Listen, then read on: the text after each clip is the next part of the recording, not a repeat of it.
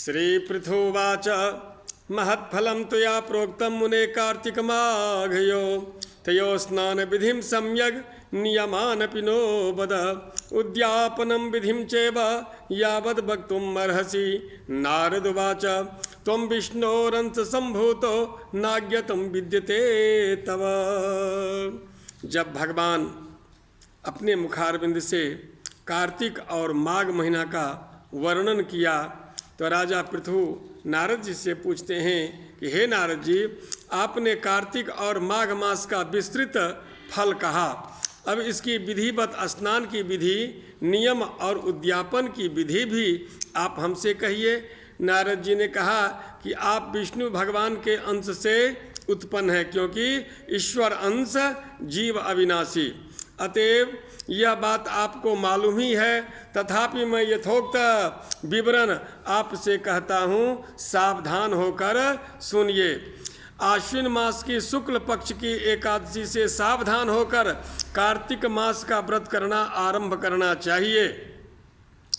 इस व्रत को करने वाला सर्वदा रात्रि के चौथे पहर में उठ जाएं, जल का पात्र लिए हुए गांव से शहर पूर्व अथवा उत्तर की दिशा में जावें, हमेशा दिन में अथवा सायंकाल को कान पर जनेऊ डालकर पृथ्वी पर, ये प्राचीन काल की कथा है, जिस समय ये घर में व्यवस्थाएं नहीं होती थी तो लोग जंगल में जाते थे, इत्यादि जाते थे, वास्तुशास्त्र भी कहना चाहिए।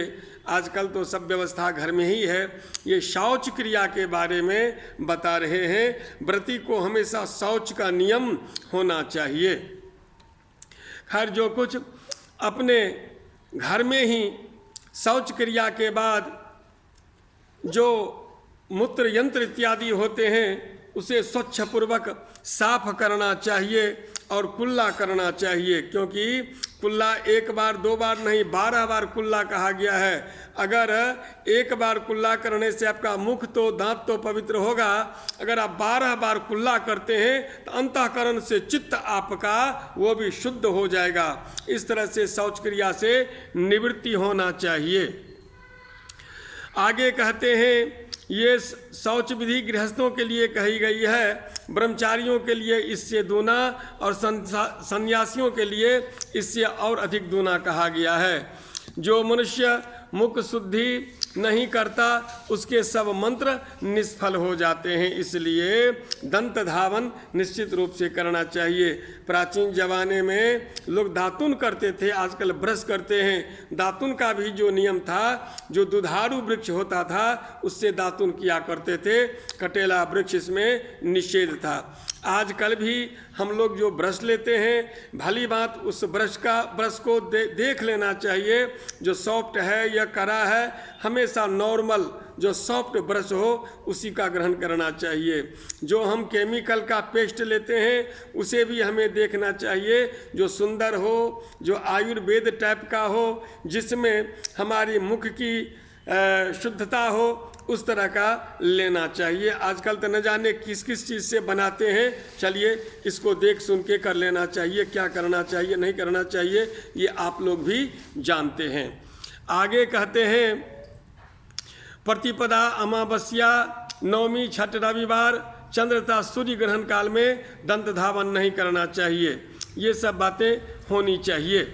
आगे कहते हैं, तत्पश्चात फूल, माला, चंदन और पान इत्यादि पूजन सामग्री लेकर प्रसन्न होकर भक्ति पूर्वक विष्णु भगवान की अथवा शिव जी के मंदिर में जाना चाहिए। जब अंतःकरण से हम शुद्ध हो जाते हैं, जो अपने पास सामग्री है पूजा की, ये लेकर जो घर के पास जो निकट में जो मंदिर है वहाँ जाना चाहिए।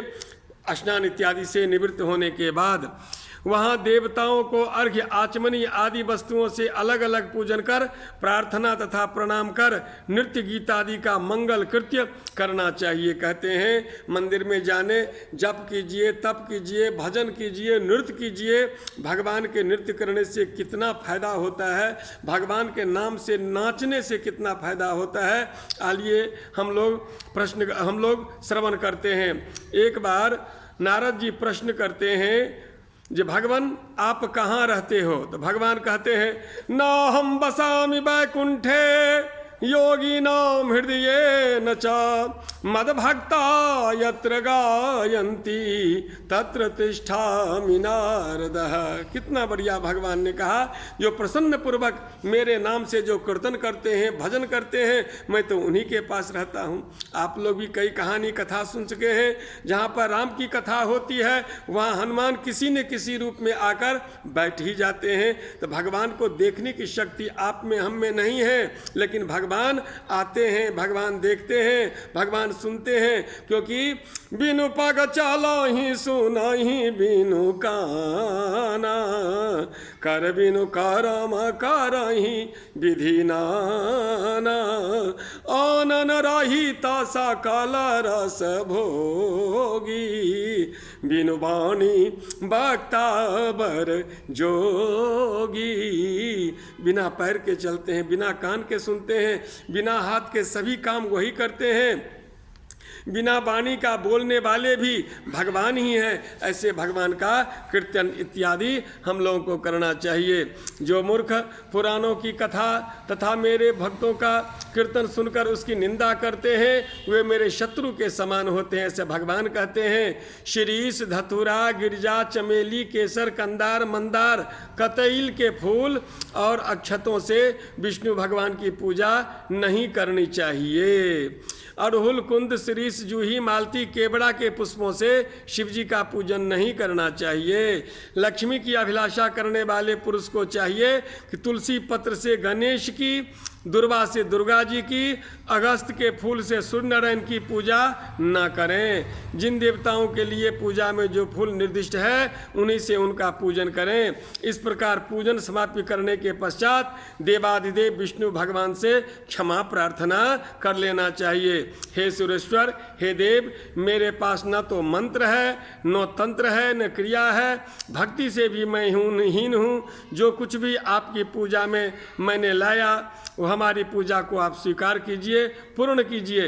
इतना कहने के बाद भगवान की परिक्रमा करके दंडवत प्रणाम कर लें, पुनः क्षमा प्रार्थना करके गायन कीर्तन आदि करना चाहिए। जो मनुष्य शिव और विष्णु भगवान की विधि पूर्वक कार्तिक मास की रात्रि में पूजा करते हैं, वे पवित्र आत्मा होकर अपने पूर्व पुरुषों के साथ विष्णु लोक को जाते हैं। कहते हैं अपने पूर्वज का भी वो उद्धार कर लेते हैं। तो इस प्रकार से सुंदर बढ़िया वचन से भगवान ने हम लोगों को निर्देश दिया है, इस वचन का पालन करना चाहिए। और धर्मो रक्षति रक्षिता, धर्म की हम रक्षा करेंगे तो धर्म हमारे साथ रहेंगे। आज की कथा यहीं पर विराम देता हूँ। हरिओम तत्सत, हरिओम तत्सत, हरिओम तत्सत।